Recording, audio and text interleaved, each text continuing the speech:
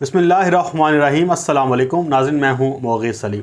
नाज़रीन, इस वीडियो में हम बात करेंगे रऊफ़ क्लासरा के एक इंकशाफ के बारे में कि उन्होंने कहा है कि 10 बार इमरान खान साहब ने इंटरव्यू के लिए उन्हें कहा लेकिन उन्होंने इनकार कर दिया। लेकिन इसकी असल कहानी क्या है और रऊफ़ क्लासरा को इमरान खान साहब पर गुस्सा किस बात का है, इस वीडियो में डिस्कस करेंगे। और साथ ही हम इस बात पर डिस्कस करेंगे कि 3 जो फ्रीक हैं उसमें से जो तीसरा और बड़ा अहम तरीन पाकिस्तान में जो फ्रीक समझा जाता है उसने नवाज़ शरीफ से रब्ता करने की कोशिश की है और ये कौन कह रहा है, इसके ऊपर भी तफसीलन बात करेंगे। और साथ में 2-3 खुशखबरियाँ हैं, वो आपको पता है कि पॉजिटिव पाकिस्तान हम आपको बताते हैं, दिखाते हैं और वो ज़रूरी है, उसके ऊपर बात करेंगे। लेकिन पहले बात कर लेते हैं रऊफ़ क्लासरा के बारे में। उस्ताद हैं, ज़ाहिर बात है, हमारे तो दोस्त के भी उस्ताद हैं बड़े अहम तरीन। लेकिन मसला ये है कि रऊफ़ क्लासरा साहब बाज़ औक़ात कुछ ऐसी चीज़ें कर जाते हैं कि जिस पे यकीन करना बहुत मुश्किल हो जाता है। पहली बात तो ये है कि जो 10 उन्होंने कहा है कि 10 बार इमरान खान ने उनकी मिन्नतें की हैं इंटरव्यू देने के लिए, वो उन्होंने अपने ऊपर बंदूक नहीं चलाई बल्कि किसी के कंधे पर रख के बंदूक चलाई है, गोली जैसे कहते चलाना होता है। अब क्या किया उन्होंने कहा कि आमिर मतीन को कहा 10 बार उन्होंने, किस वक्त, जब पनामा का केस चल रहा था। तो उनका कहने का मकसद ये था कि जब पनामा का केस था तो इमरान खान साहब बड़े जो है वो भागे फिर रहे थे और कोशिश कर रहे थे कि इंटरव्यूज़ लोगों को दें। तो उन्होंने कहा कि 10 बार हमें उन्होंने अप्रोच किया, आमिर मतीन को, रऊफ़ क्लासरा को नहीं किया। ये बात आप ध्यान में रख लें कि रऊफ़ क्लासरा साहब को उस वक्त भी अप्रोच नहीं किया गया और अब जो वो कह रहे हैं कि आमिर मतीन को कहा गया कि 10 बार के मेरा इंटरव्यू कर लो, लेकिन हमने इनकार कर दिया। अब जो सामने ख़बरें आ रही हैं जनाब, वो ये आपको पता भी है कि रऊफ़ क्लासरा साहब ने कुछ अरसा पहले कहा था कि इमरान खान साहब मुझे इंटरव्यू दें, मुझे इंटरव्यू क्यों नहीं देते। वो कहते थे कि ये अपने हामी एंकर्स को बिठाकर इमरान खान साहब जो है वो बिल्कुल जो कहते हैं ना कि मज़े की बातें करते हैं, लूज़ टॉक करते हैं, हार्ड टॉक मेरे साथ करें, मैं इनका इंटरव्यू करना चाहता हूं। लेकिन जो मैंने आपको ये खबर भी दी थी, बताया था कि इमरान खान साहब ने साफ़ इनकार किया। उन्होंने कहा कि आमिर मतीन आ जाए, मैं उसे इंटरव्यू देने को तैयार हूँ। लेकिन रऊफ़ क्लासरा साहब को एक और गुस्सा भी बहुत ज़्यादा है, वो भी हम डिस्कस कर चुके हैं कि इरशाद भट्टी, आपको पता है कि वो कॉलम निगारों को बुलाया था इमरान खान साहब ने, तो उसमें रऊफ़ क्लासरा का नाम नहीं था। तो रऊफ़ क्लासरा साहब बार बार पूछते रह गए कि जी ये 3rd क्लास कॉलम निगारों को बुला लिया, एडिटर्स को बुला लिया, मुझे क्यों नहीं बुलाया।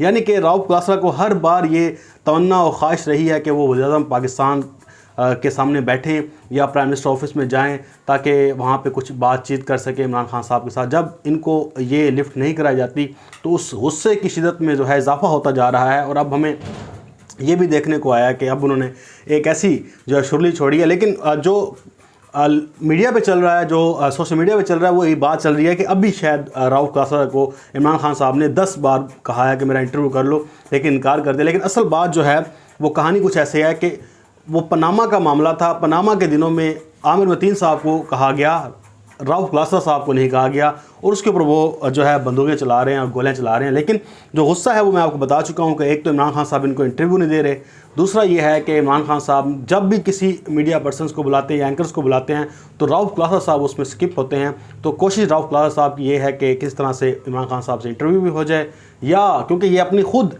ख्वाहिश का इज़हार भी कर चुके हैं और इन्होंने खुद कहा कि मैं इंटरव्यू करना चाहता हूँ, मुझे इमरान खान इंटरव्यू दें, तो वो नहीं दे रहे। तो ज़ाहिर बात है फिर फ्रस्ट्रेशन जो है वो बढ़ती है, तो इस तरह से फिर नज़र आ रही होती है। अब कुछ अहम तरीन ख़बरें जो आपके साथ शेयर करने से पहले आपको कल मैंने बताया था जैसे कि पाकिस्तान में जो इलेक्ट्रिक व्हीकल्स की जो समरी है वो मंजूर हो गई है, पॉलिसी मंजूर हो चुकी है। अब टोयोटा ने जो है वो पाकिस्तान में कहा है कि वो इलेक्ट्रिक व्हीकल्स बनाने के लिए तैयार है और वो जो बनाएगी वो ट्राईसाइकिल्स जो है व्हीकल्स इलेक्ट्रिक जो हैं वो पाकिस्तान में मुतारफ़ कराने जा रही है। चलें, एक ये बड़ी कंपनी है, हम इनके ख़िलाफ़ हैं, जैसे ये हो गए टोयोटा वाले हो गए या पाकिस्तान में सुजुकी वाले हो गए या और दीगर जो हैं, हम उनके ख़िलाफ़ इसलिए हैं कि ये पाकिस्तान को लूट रहे हैं। 3 डब्बा देकर पाकिस्तान में जो इन्होंने दिया हुआ है माल शाल, वो पाकिस्तानियों के लायक है ही नहीं। सीधी सी बात है, वो क्या करते हैं कि आपको महंगे दामों सस्ती चीज़ पकड़ा देते हैं। लेकिन अब टोयोटा ने कहा है कि मैं ट्राईसाइकिल दूंगा पाकिस्तान में और ये इलेक्ट्रिक होंगे, और ये पहला कदम है। 2 से 3 लाख जो हैं गाड़ियां पाकिस्तान में आएंगी और ये जो है छोटे पैमाने पर इस्तेमाल होती हैं।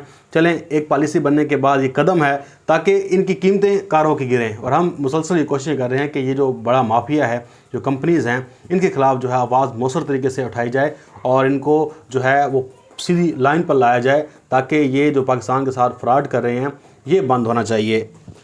इसके साथ अब इमरान खान साहब की नज़र किस पर है? एक तो सेनेट इलेक्शन है, इसके साथ साथ जो गिलगित बल्तिस्तान इलेक्शन जीतने के बाद अब आज़ाद कश्मीर का जो है वो मार्का सामने नज़र आ रहा है।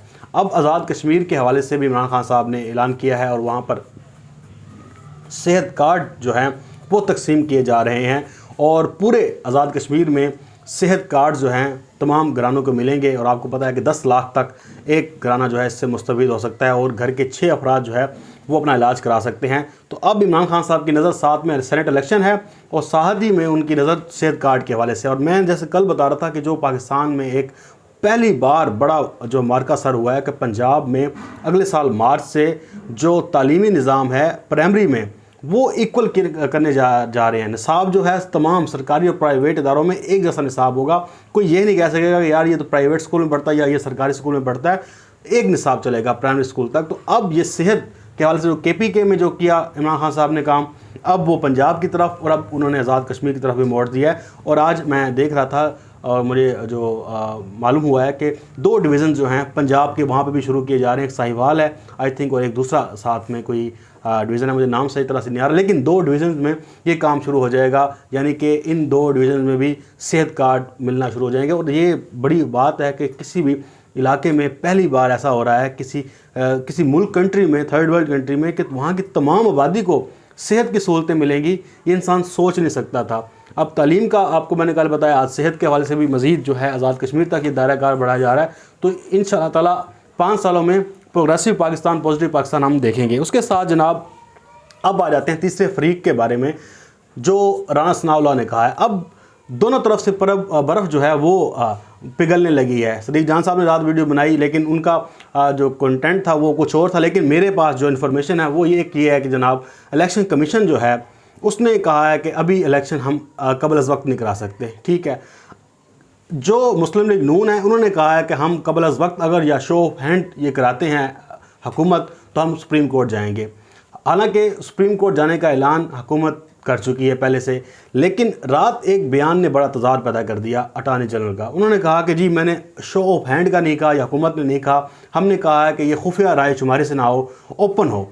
तो चाहे आप कान इधर से पकड़ें उधर से पकड़ें, बात एक जैसी है। लेकिन एतजाज़न की बात भी सही है, वो कह रहे हैं जी शो ऑफ हैंड आइनी तौर पर इजाज़त नहीं देता। अगर ये जाते हैं सुप्रीम कोर्ट में, सुप्रीम कोर्ट आइन की तशरीह कर देगी, लेकिन आइनी तरमीम लाजमी करनी पड़ेगी। हाँ ये है कबल अज़ वक्त इंतखाब हो सकते हैं, वो आप 1 महीना पहले करा सकते हैं, 1 महीने के दरमियान जब रिटायर्ड होना है सेनेटर्स ने, और मेरे ख्याल से 12 मार्च को उन्होंने जो है रिटायर्ड होना है। लेकिन अब इलेक्शन कमीशन ने जो ज़िमनी इलेक्शन कराने का फ़ैसला किया है, इससे ये नज़र आ रहा है कि ये लोग इस्तीफ़े नहीं देने जा रहे, क्योंकि पीपल्स पार्टी खुद इलेक्शन कमीशन में गई है, कहते हैं कि जो 3 इलेक्शन नहीं हुए हमारे सिंध असम्बली में वो इलेक्शन कराएं।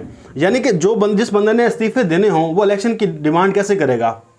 इन्होंने जाके डिमांड की है कि 3 जो इलाके हैं, 3 जो इलेक्शन कराने जहाँ पे नहीं हो सके वहाँ पे इलेक्शन कराएं ताकि हमारे जो वोट्स हैं वो कम ना हो जाएं, हमने सेनेट का इलेक्शन लड़ना है। यानी कि ये बात तय हो गई है कि ये इस्तीफ़े नहीं देने जा रहे, ना ही पंजाब से देने जा रहे हैं, ना ही सिंध से देने जा रहे हैं, ये इलेक्शन लड़ने जा रहे हैं। लेकिन इसमें जो सबसे बड़ी बात क्या हुई है वो ये हुई है कि इमरान खान ने इन सब को इस्तीफ़ों से निकाल कर, लॉन्ग मार्च से निकाल कर सेनेट के इलेक्शन पर लगा दिया है।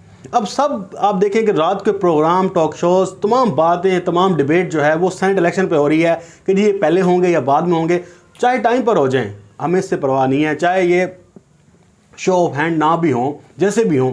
आपको पता है अक्सरियत तो इमरान खान की गवर्नमेंट बना जाएगी, क्योंकि उनके पास अगर उन्होंने हाउस ट्रेडिंग करनी है तो उनके पास बड़े वसाइल हैं, पूरा ख़जाना इमरान खान के पास है, पार्टी के वर्कर्स उनके साथ हैं, लोग पैसा लगाने वाले हैं। लेकिन जो असल मसला आ रहा है वो इन लोगों को आ रहा है कि जो कहते हैं जी शफाफ इलेक्शन कभी हो ना हो, क्योंकि ये फिर हाउस ट्रेडिंग करना चाहते हैं, मामला करना चाहते हैं। लेकिन अब जो तीसरे फरीक की बात कर रहा था, राना सनाउल्लाह ने बात की है जनाब कि तीसरे फरीक ने नवाज शरीफ से रब्ता किया है, और ये वो बातें हैं जो एक तो इसके ऊपर बड़े जो ख़बरें बन जाती हैं, सब कुछ बन जाती हैं, ये अपने लोगों को मोटिवेट करने वाली बातें हैं कि जी इस्टेब्लिशमेंट हमारे साथ राब्ते में है जी। हालांकि इस बात का सबको पता है कि इमरान खान और पाकिस्तान की इस्टेब्लिशमेंट एक पेज पर हैं। इन्होंने तमाम ज़ोर लगा लिया कि इस्टेब्लिशमेंट से किस तरह से डील हो, लेकिन वो मानने को तैयार नहीं है। और अब ये कह रहे हैं जी नवाज शरीफ से राब्ते हो रहे हैं और राब्ते नवाज शरीफ ने इनकार कर दिया उनसे मिलने से, लेकिन उन्होंने शर्त क्या रखी है कि तीसरा फरीक जो है वो न्यूट्रल हो जाए। इनसे न्यूट्रल से मुराद ये, अभी देखें तीसरा फरीक बिल्कुल न्यूट्रल है। ये कहते हैं न्यूट्रल से मुराद है कि इमरान खान को घर भेज दो, आए फिर डायलॉग करें, बैठें तो फिर बात बनेगी, इनके नज़दीक ये। लेकिन ऐसा मुमकिन हो नहीं सकता, ना ये होगा और ना ये होना है।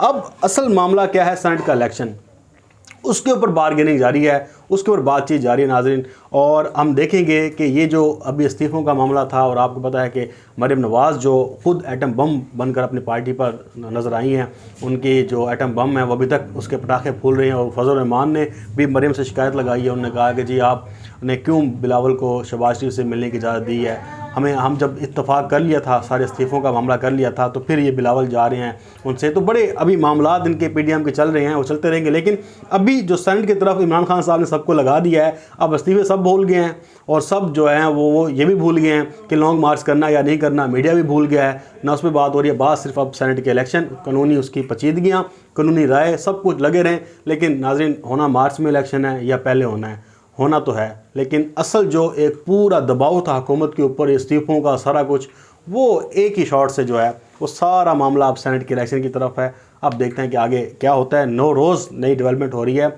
और जब ये मामला सुप्रीम कोर्ट में जाएगा तब असल खेल शुरू होगा नाज़रीन। अभी ये बातें चलती रहेंगी, वहाँ पे कानूनी दलाइल दिए जाएंगे, वहाँ पर सारा मामला हल होगा। तो देखते हैं कि वहाँ पर क्या हुकूमत अपनी पटिशन लेके जाती है और क्या वहाँ से जवाब आता है, और आगे की हिकमत अमली क्या होती है। आपको लम्हा ब लम्हा वो अपडेट्स देते रहेंगे। मुझे दें इजाज़त, अपना बहुत सारा ख्याल रखिएगा। अल्लाह हाफ़िज़। पाकिस्तान जिंदाबाद।